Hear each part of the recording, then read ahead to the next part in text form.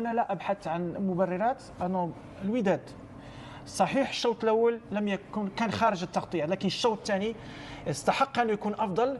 كان هناك بعض الأخطاء التحكيمية اللي لازم نتكلم عليها في الشوط الثاني، اللي أيضا ممكن أخرجت الوداد نسبيا من المباراة، خصوصا عندما لم يحتسب ضربة جزاء، لم يحتسب الخطأ اللي من بعده تعطى ضربة جزاء. شوف هذه الكرة اللي ممكن كان منها ضربة جزاء. شوف هنا دفع من الخلف من معلول للعملود، كان يستحق عليها ضربة جزاء.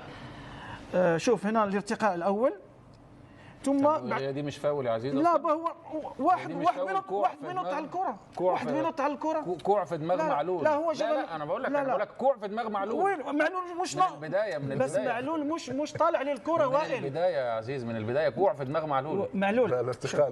ولو الزقة دي في ضربة جزاء يبقى الكرة اللي في الشوط الأول تبقى محضر واسم لا قضية في الشرطة يعني. شو هذه ضربة جزاء. فيها الكرة الثانية فيها خطأ واضح. شوف دفع من وراء واضح. اللاعب لاعب الكوره يا عزيز، يعني الحاجات دي يعني مش دي اللي تتحسب ضربه جزاء. لا بس انا بقول انت كنت لعيب كوره وانا لعيب كوره وحاتم لعيب كوره. في كوره خطأ واضح للوداد ما تتحسب للوداد. بعد ذلك هدف الثاني للاهلي، مترجد رايح بالكره. هذه فاول، هذا فاول على الاول، هذا فاول يستحق عليه كارت اصفر. ولو اخذ كارت اصفر مروان عطيه ما يلعبش مباراه الاياب. اذا هنا وائل بامكانك تتفاعل مع الكابتن عزيز. ما انا بتفاعل مع كابتن. لا هذه كارت اصفر، هذه كارت اصفر. لو ياخذ كارت اصفر ما يلعبش مباراه الاياب. مروان عطيه ما يلعبش مباراه الاياب. المهم هذا اقل.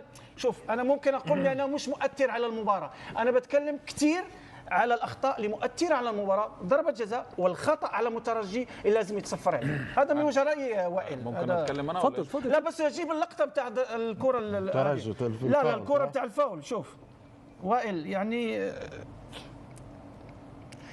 هي فيها فاول. لا فيها فاول يعني.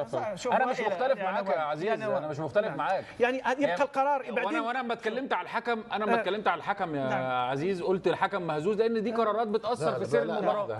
هنا هذا فاول صح ولا صح؟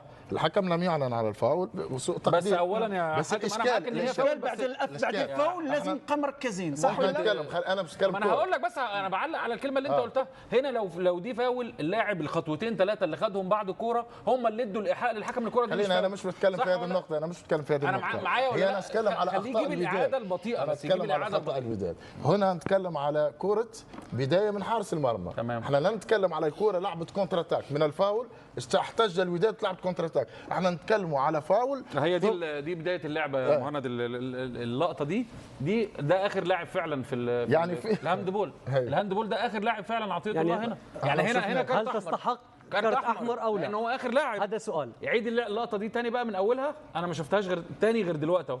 ده هو اخر واحد في الملعب يا مهند، لابد كارت احمر. هذا سؤال يطرح للكابتن وائل جمعه حاتم عزيز. لا هاتها من الاول. من البدايه. لا مش دي، قبل كمان لازم الحاله تعطينا اللارج اللي هي اللقطه الاوسع اللي بتبين دي. هنا كارت احمر لان هو اخر واحد. بص هنا كل اللعيبه قدام، هو اخر واحد هو عطيته الله. بص اخر لاعب في الملعب، اخر لاعب مفيش لعيب بعديه، اخر لاعب في الملعب اهو.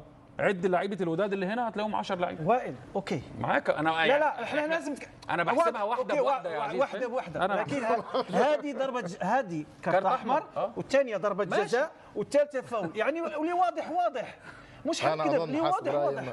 انا حسب رايي المتواضع حقيقي يعني. حسب رايي مبعوث السلام. شوف انا اعتقد معلول يعني. احنا بنتكلم كوره يا حاتم، احنا بنتكلم كوره. مش لا انا اتكلم على البينالتي الاول معلول. مستحيل تتحسب ضربه جزاء. لا مش لو في مستحيل. ليش هي الزقه دي مستحيل؟ علاش؟ حيت للاهلي مستحيل. لا لو على الاهلي هقول يا عزيز. كل معقول يا وائل. لو على الاهلي انا هقول واش واحد دافع من ورا بتقول لي مش. لا لو على الاهلي ضربه جزاء انا هقول لك ضربه جزاء. هذه قلت لك انا هذه كارت احمر، هذه كارت احمر لانه اخر مدافع، وانت تقول لي هذه والثانيه لو على الاهلي ضربه جزاء يعني اقول لك ضربه جزاء. يعني ترجع لي يقول لي مستحيل. لو على الاهلي ضربه جزاء هقول لك على الاهلي ضربه جزاء، انما دي مش مستحيل. خليه يكمل الفكره. معلش يكمل الفكره. انا بتكلم ان الزقه بتاعت معلول دي تحصل زيها 300 مره في داخل منطقه الجزاء يا مهند، ما تحسبش ضربه جزاء. يعني زقه عاديه عاديه جدا، طيب احتكاك عادي. ردها عليه. لا هو قال زقه عاديه. جيب الفار وشوفها واش عاديه. جيب الفار شوفها. هات الفار. اللاعب لاعب الكره بدماغه عادي جدا. هو رايح بدماغه، واحد دفعه من ورا. انت لو بتحسبها كده يبقى اللعبه من البدايه. شوف هو طالع براسه، طالع ما فيهاش، طالع براسه. شوف هات هوب هو دفعه من ورا. كوع في دماغ معلول في الاول. ظهره، مش في دماغه، في ظهره. كوع في طيب دماغ معلول. استمعنا لعزيز مش عايزين وجهه نظره. نضيع الوقت في الحالات استمعنا التحكيميه. لوائل الجمعه. طيب خلونا مبعوث السلام نسمع وجهه نظره في هذه الحاله. حاتم.